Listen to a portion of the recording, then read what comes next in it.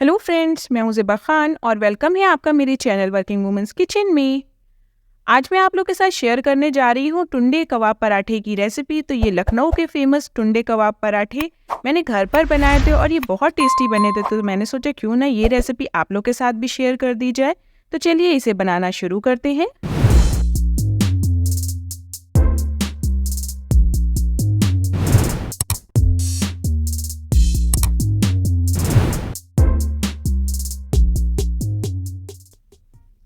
इसे बनाने के लिए सबसे पहले हम लोग लेंगे कीमा। तो यहाँ पर मैंने बीफ का कीमा लिया है। इसको एक बार वॉश करने के बाद स्ट्रेनर में रख दिया था ताकि जितना भी इसका एक्स्ट्रा वाटर हो सारा रिलीज़ हो जाए।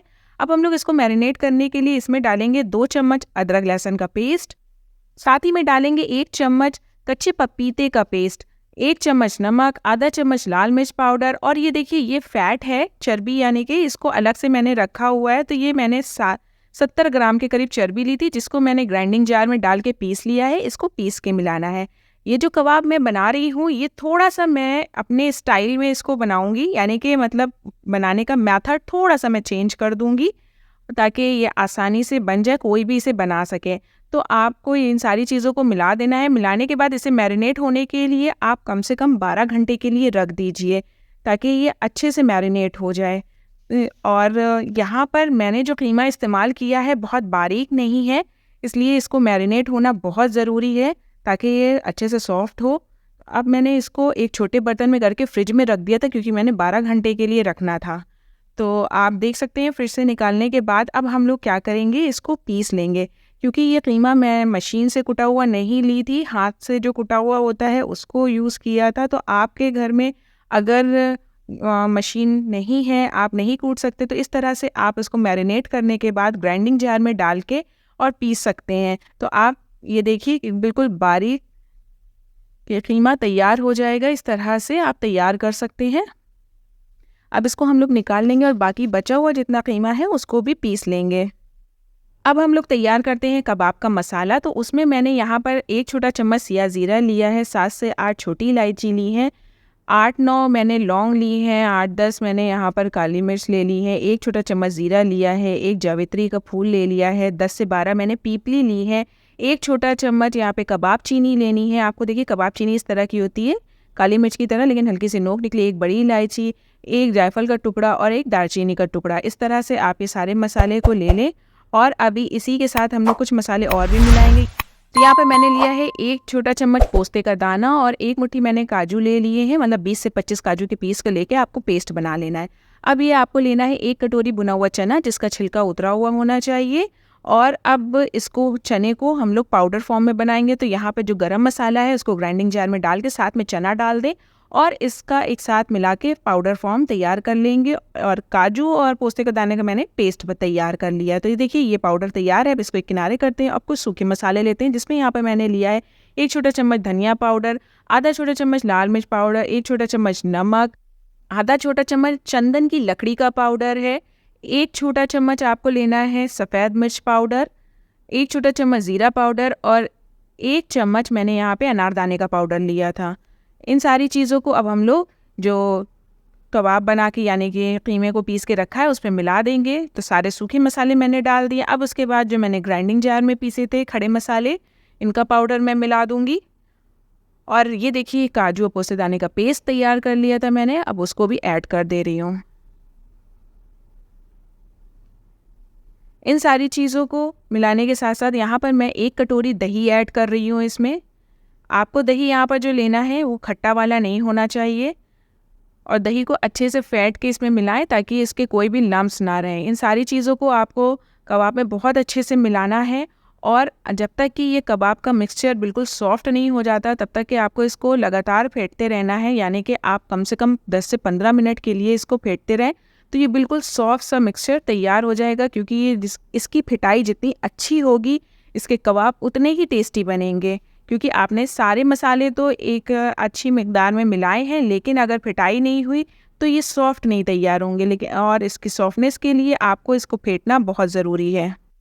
थोड़ी सी मेहनत का ये काम है, लेकिन आप चाहते हैं कि आपको बिल्कुल टुंडे कबाब जैसा ही टेस्ट मिले तो आपको ये मेहनत तो थोड़ी करनी ही पड़ेगी। और मैंने ये जब बना के खिलाया सबको तो सबको बहुत पसंद आया, सबको इसका टेस्ट बहुत अच्छा लगा था, बिल्कुल टेस्ट वहीं की ही तरह लगा था। इसलिए मैंने कोशिश करी है कि सभी मसालों को एक इक्वल क्वांटिटी में मिलाया जाए ताकि किसी भी मसाले का फ्लेवर ऐसा ना हो जो दूसरे मसाले को दबा दे।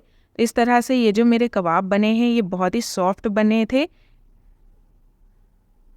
आप देख सकते हैं। अब ये जो मिक्सचर है ये आपको पहले से दिख रहा होगा, इसकी कंसिस्टेंसी काफ़ी चेंज हो चुकी है पहले से, अब ये आपको काफ़ी सॉफ्ट और फ्लफ़ी सा दिख रहा होगा। तो ये पूरी तरह से अच्छे से फिट चुका है। मैंने 15 से 16 मिनट के लिए इसको बहुत अच्छे से फेंटा है। अब इसको हम लोग उठा के किसी बर्तन में कर लेंगे और कम से कम 1 घंटे के लिए इसको रेस्ट के लिए रख देंगे। इस बीच में हम लोग पराठे का डो तैयार कर लेंगे। तो इसको मैंने कर दिया एक साइड। अब हम लोग पराठे का डो तैयार कर, तो यहाँ पर मैंने 200 ग्राम मैदा ले लिया है, इसमें 100 ग्राम मैं आटा मिलाऊंगी। ये ऑप्शनल है, आप चाहें तो आटा मिला सकते हैं, वरना स्किप भी कर सकते हैं, सिर्फ मैदे के पराठे बना सकते हैं।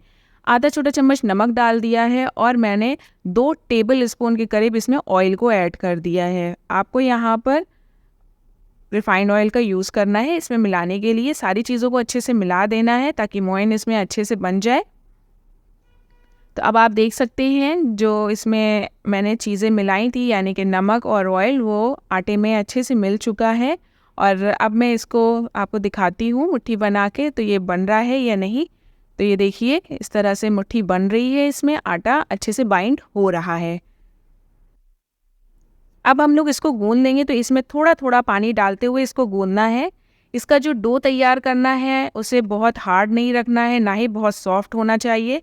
नॉर्मल सा डो होना चाहिए, जिस तरह से आप घर में रोटी बनाने के लिए आटे को तैयार करते हैं इसी तरह से इसका भी नॉर्मल सा डो होना चाहिए। तो मैं एक साथ पानी इसमें नहीं डाल रही हूँ, थोड़ा थोड़ा करके डाल रही हूँ ताकि ये प्रॉपर तैयार हो। और अब इसको हमें अच्छे से चिकना कर लेना है, तो मैं फटाफट से इसको गूंद के चिकना कर लेती हूँ।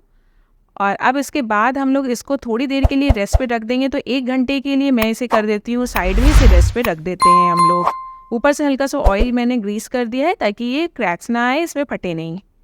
अब मैं एक मिक्सचर तैयार करूँगी जिसको हम लोग पराठे के बीच में लगाएंगे ताकि इसकी लेयर आसानी से बने। तो यहाँ पे मैंने 1 टेबल स्पून वनस्पति घी जो आता है उसे लिया है और साथ ही में मैंने 1 छोटा चम्मच मैदा ऐड कर दिया है और इन दोनों चीज़ों को मिलाना है। पहले तो देखिए ये जो मिक्सचर है ये आपको हार्ड सा लगेगा, उसके बाद धीरे धीरे आप इसको जब मिलाते जाएंगे तो ये सॉफ्ट हो जाएगा और एक सॉफ्ट सा मिक्सचर तैयार हो जाएगा। ये देखिए इस तरह से आप इसको फेंटते जाइए और ये धीरे धीरे सॉफ्ट होना शुरू हो जाएगा। मतलब आपको इसमें कोई पानी नहीं मिलाना है, कोई भी अलग से चीज़ नहीं मिलानी है।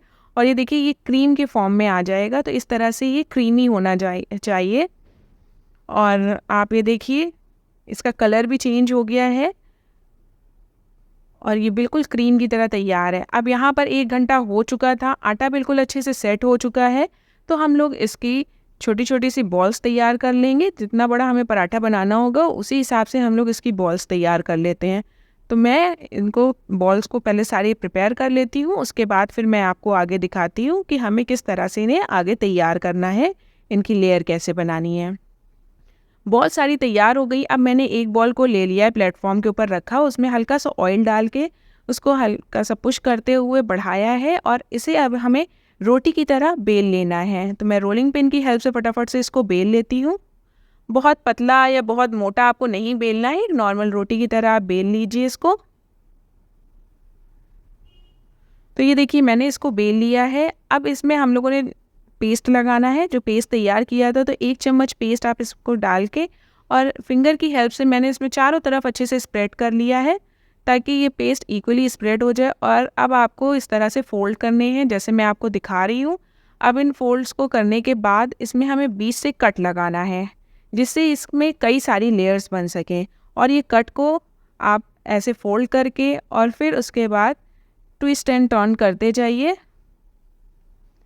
और आप देख सकते होंगे इसमें अब आपको कितनी सारी ये लेयर्स दिख रही हैं। अब इसको इसी तरह से टक कर देना है और ये राउंड शेप दे देना है। इसी तरह से हमें सारी बॉल्स को तैयार कर लेना है और 10 से 12 मिनट के लिए रेस्ट पे रख देना है।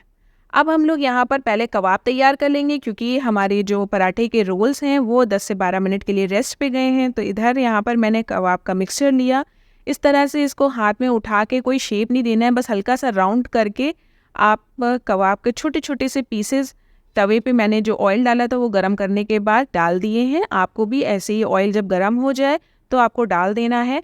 तो मैं इनको कोई एक्स्ट्रा अलग से शेप नहीं, क्लियर शेप नहीं दे रही हूँ, बस इसी तरह से ऑयल में रखते जाइए। ऑयल आपको बहुत ज़्यादा नहीं डालना है, थोड़ा सा ऑयल डालिए, उसी में ही ये अच्छे से फ्राई हो जाएंगे, क्योंकि हमें इनको डीप फ्राई नहीं करना है, शैलो फ्राई करना है। तो एक बार तवे में जितने भी आ जाएंगे मैं इनको फ्राई कर लेती हूँ।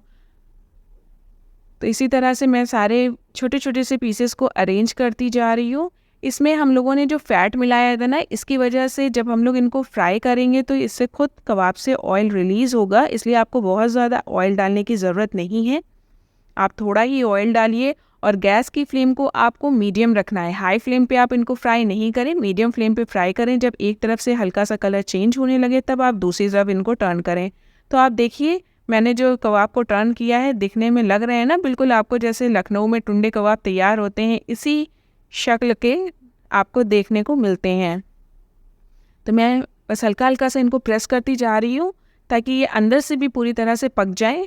बहुत ज़्यादा तेज़ आपको प्रेस नहीं करना है, हल्के हाथों से आप प्रेस करिए और दोनों तरफ से इसको अच्छा सा गोल्डन ब्राउन कलर आने तक के हमें इन्हें शैलो फ्राई कर लेना है।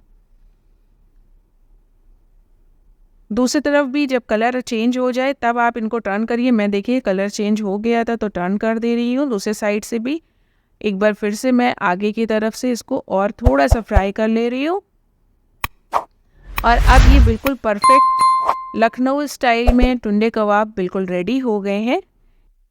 इनको आप हर तरफ से देख लीजिए ताकि ये दोनों साइड से प्रॉपर पक चुके हों।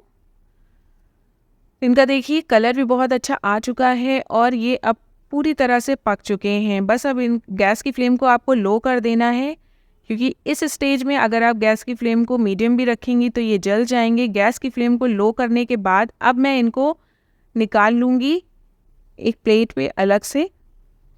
तो चलिए मैं अब इनको निकाल लेती हूँ क्योंकि ये कबाब रेडी हो गए हैं।